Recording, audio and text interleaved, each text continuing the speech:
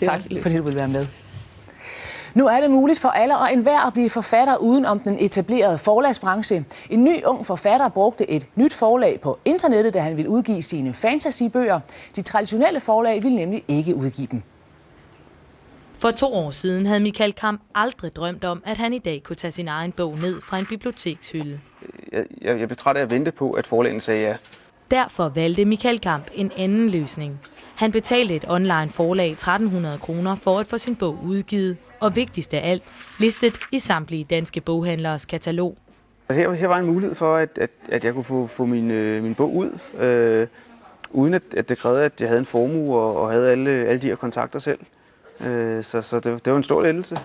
Books on Demand fungerer på den måde, at forlaget ikke som et klassisk forlag blander sig i manuskriptets kvalitet eller indhold. Der er altså ikke et redaktørled, der giver enten afslag eller godkender bogen. Når bogen først er udgivet, ja, så kan enhver, der vil købe den, gå ned i deres boghandel og bestille den. Der er mange, der gerne vil fortælle deres historie, og det er både folk,